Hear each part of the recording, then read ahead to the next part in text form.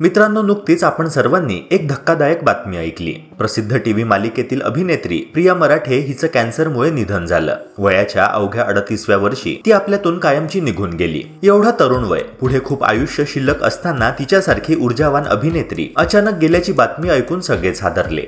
पण इथे एक मोठा प्रश्न उभा राहतो, एवढ्या तरुण वयात कॅन्सर सारखा घातक आजार तिला कसा झाला आणि आपल्यालाही ही भीती का वाटली पाहिजे? कारण कॅन्सर आता कोणाला होतो हा प्रश्न राहिलेला नाही, तर कधी आणि कोणत्या कारणामुळे होऊ शकतो हा खरा प्रश्न आहे। आजच्या या व्हिडिओमध्ये आपण त्या 5 मोठ्या चुका पाहणार आहोत ज्या आपण नकळत रोज करतो आणि या चुकांमुळे आपल्यालाही कॅन्सर होऊ शकतो। तत्पूर्वी या व्हिडिओला लाईक करून चॅनलला नक्की सबस्क्राइब करा, कारण अशाच प्रकारचे आरोग्यवर्धक कंटेंट्स नेहमीच तुम्हाला इथे मिळत राहतील। चला तर मग मित्रांनो, व्हिडिओला लगेच सुरुवात करूया। चूक क्रमांक 1, प्लास्टिकचा वापर। मित्रांनो, आपल्या दैनंदिन जीवनातील सर्वात मोठी आणि धोकादायक चूक म्हणजे प्लास्टिकचा वापर। आपण पाणी पिण्यासाठी प्लास्टिकच्या बाटल्या वापरतो, डबे, पिशव्या, अगदी चहा कॉफी पिण्यासाठीही प्लास्टिकचे कप वापरतो। आपल्याला ते स्वस्त, हलके आणि सोयीस्कर वाटतं, पण त्यात दडलेला धोका आपल्याला दिसत नाही। कारण प्लास्टिक मध्ये असलेले बीपीए म्हणजेच बिस्फिनॉल ए आणि फ्थॅलेट्स नावाचे रसायन आपल्या शरीरासाठी हळूहळू पसरत जाणारं विष आहे। हे केमिकल्स आपल्या रक्तात मिसळले की त्याचा परिणाम आपल्याला लगेच दिसत नाही, पण वर्षानुवर्षे शरीरात साचत राहतो आणि मोठ्या आजाराचं कारण बनतो। यातील सर्वात मोठा धोका तेव्हा निर्माण होतो जेव्हा आपण गरम चहा किंवा कॉफी प्लास्टिकच्या कपात घेतो किंवा उन्हात ठेवलेल्या प्लास्टिकच्या बाटलीतलं पाणी पितो। उष्णतेमुळे किंवा थेट सूर्यप्रकाशामुळे प्लास्टिक मधले हे हानिकारक रसायन सहज बाहेर पडतात आणि त्या पाण्या चहासोबत आपल्या शरीरात जातात।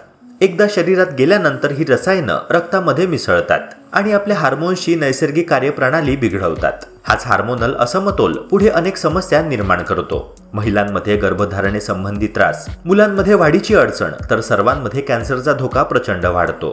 यामुळेच डॉक्टर आणि तज्ञ नेहमी सांगतात की प्लास्टिकचं गरम करण्यासाठी किंवा फ्रीजरमध्ये ठेवण्यासाठी कधीही वापर करू नका, कारण तापमान बदलांमुळे ते अजून जलद विषारी होतं।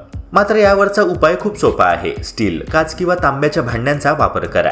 ही भांडी थोडी जड असतील, किंमत जास्त असेल, पण आयुष्यभराचं आरोग्य वाचवतात।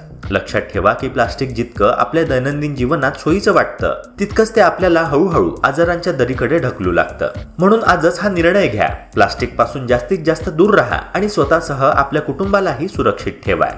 चूक क्रमांक 2, धूम्रपान आणि तंबाखू। मित्रांनो, कॅन्सरचे दुसरे मोठे आणि घातक कारण म्हणजे तंबाखूचा वापर। सिगारेट, बिडी, गुटखा, पान मसाला या सर्व गोष्टींचा परिणाम फक्त फुफ्फुसांवरच होत नाही, तर तोंडाचा कॅन्सर, घशाचा कॅन्सर आणि अन्ननलिकेचा कॅन्सर निर्माण करण्यामध्ये यांचा थेट हात असतो।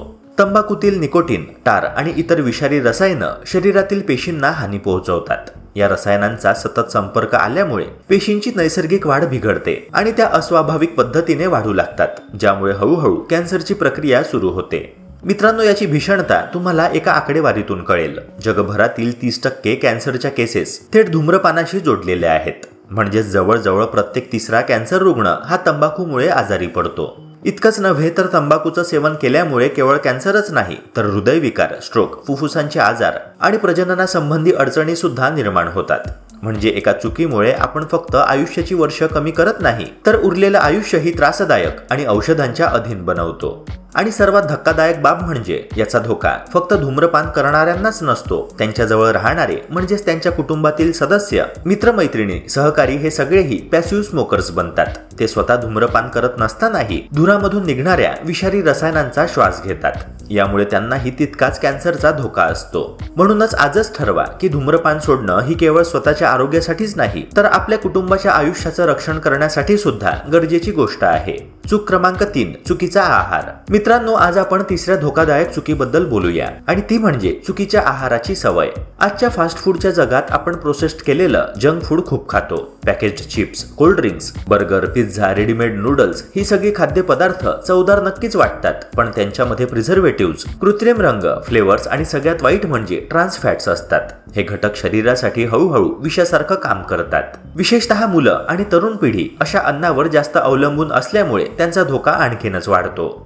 जंक फूडचं सर्वात मोठं संकट म्हणजे यातून शरीरात तयार होणारे फ्री रॅडिकल्स। हे छोटे छोटे रसायनांचे कण आपल्या पेशींवर हल्ला करतात आणि त्यांच्या नैसर्गिक रचनेला हानी पोहोचवतात। पेशींच्या डीएनएला झालेलं हे नुकसान हळूहळू दुरुस्त होणं थांबतं आणि तिथूनच कॅन्सरची सुरुवात होऊ शकते। म्हणजे दरवेळी आपण प्रोसेस्ड फूड खातो तेव्हा आपण नकळत आपल्या शरीराला अशा शत्रूंना आमंत्रण देत असतो जे आपल्या जीवनावरच गदा आणू शकतात। यावरचा उपाय अगदी सोपा आहे। आपल्या आहारात जास्तीत जास्त ताजं, घरचं आणि सीझनल अन्न समाविष्ट करणं।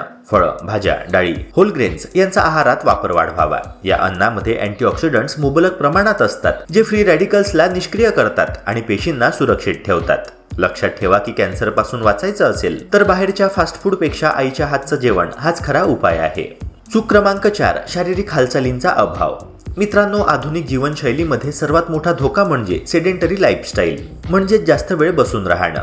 आजच्या काळात ऑफिसचं काम असो, ऑनलाईन क्लासेस असो किंवा तासनतास मोबाईलवर स्क्रोलिंग असो, बहुतेक वेळ आपण खुर्चीवरच घालवतो। जागतिक आरोग्य संघटना म्हणजेच WHO अहवालानुसार जगभरातील जवळपास 28% प्रौढ लोकांना दररोज आवश्यक अशी शारीरिक हालचाल मिळत नाही। यामध्ये भारताचा देखील मोठा वाटा आहे।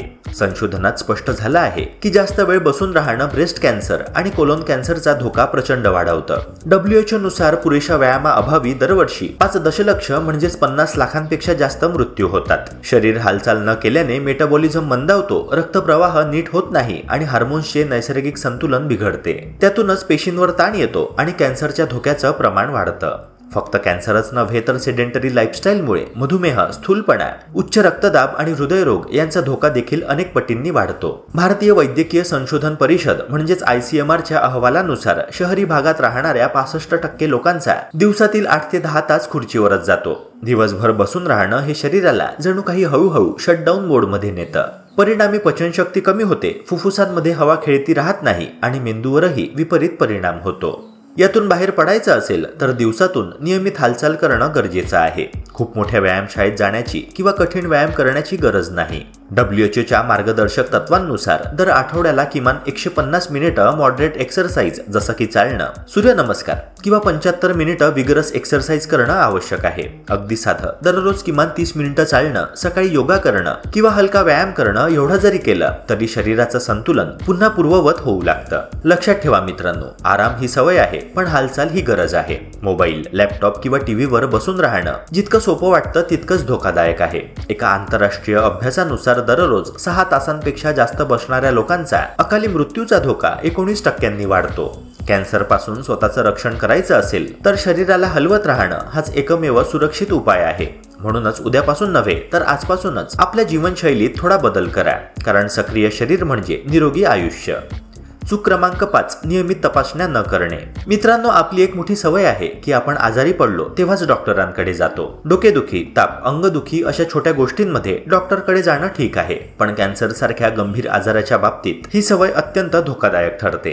कारण कॅन्सर हा असा एक आजार आहे जो सुरुवातीच्या टप्प्यात जवळजवळ शांत असतो। त्याची सुरुवातीची लक्षणे इतकी सूक्ष्म असतात की रुग्णालाही आणि कधीकधी डॉक्टरांनाही लगेच समजत नाही। कॅन्सरची लक्षणं बहुतांश वेळा उशिरा म्हणजेच 3ऱ्या किंवा 4थ्या स्टेजला गेल्यावरच स्पष्टपणे दिसायला लागतात। त्यावेळेला रोग शरीरात पसरलेला असतो आणि उपचार कठीण होतात। त्यामुळेच कॅन्सर झालेल्या रुग्णांपैकी अनेक जणांना वेळेत योग्य उपचार मिळत नाहीत। आपण जर फक्त लक्षणं दिसेपर्यंत वाट पाहिली तर तोपर्यंत खूप उशीर झालेला असतो। यावरचा उपाय अगदी सोपा आहे, म्हणजे नियमित आरोग्य तपासण्या म्हणजेच हेल्थ चेकअप करणे। महिलांसाठी मॅमोग्राफी आणि पॅप स्मिअर ही चाचणी अत्यंत महत्त्वाची आहे। या तपासण्यांमुळे स्तनाचा कॅन्सर किंवा गर्भाशयाच्या मुखाचा कॅन्सर अगदी सुरुवातीच्या टप्प्यातच शोधता येतो। पुरुष आणि महिला दोघांसाठी कोलोनोस्कोपी ही तपासणी देखील तितकीच महत्त्वाची आहे, कारण त्यामुळे पोट किंवा आतड्यांच्या कॅन्सरचं लवकर निदान करता येतं। लक्षात ठेवा मित्रांनो, कॅन्सर हा डेथ सेंटेन्स नाही। वेळेत निदान झालं तर तो पूर्णपणे बरा होऊ शकतो। संशोधन सांगतं की पहिल्या स्टेजला सापडलेल्या कॅन्सरच्या रुग्णांचं सर्व्हायव्हल रेट 80 ते 90% असतं, पण 3ऱ्या किंवा 4थ्या स्टेजला हे प्रमाण फक्त 20 ते 30% घसरतं। म्हणूनच डॉक्टरांकडे वेळेवर जाणं आणि नियमित तपासण्या करणं हा कॅन्सर टाळण्याचा किंवा वेळेत हाणून पाडण्याचा सर्वात प्रभावी मार्ग आहे। मित्रांनो, प्रिया मराठे सारखी तरुण आणि ऊर्जावान अभिनेत्री कॅन्सरमुळे गेली। उद्या आपल्यापैकी कुणीही या जाळ्यात सापडू नये म्हणून ह्या दक्षता घेणं अत्यंत महत्त्वाच्या आहेत। या 5 चुका जर आपण टाळल्या, जसं की प्लास्टिकचा वापर, धूम्रपान, तंबाखू, चुकीचा आहार, व्यायामाचा अभाव, तपासण्या न करणे, तर आपण आपल्या आणि आपल्या परिवाराच्या आयुष्यात कॅन्सरचं सावट खूप मोठ्या प्रमाणात कमी करू शकतो। तुमचं आयुष्य अमूल्य आहे। कृपया या चुका टाळा, जागरूक राहा आणि हा व्हिडिओ जास्तीत जास्त लोकांपर्यंत शेअर करा, कारण जागरूकता हीच कॅन्सर विरुद्धची सर्वात मोठी लढाई आहे। मित्रांनो, आशा करतो की हा व्हिडिओ तुम्हाला महत्त्वाचा वाटला असणार. अशाच प्रकारच्या आरोग्यवर्धक कंटेंट्स करिता आपल्या YouTube चॅनलला सबस्क्राईब करून बेल आयकॉनला नक्की प्रेस करा. भेटूया पुन्हा एका नव्या व्हिडिओसह. जय हिंद, जय महाराष्ट्र.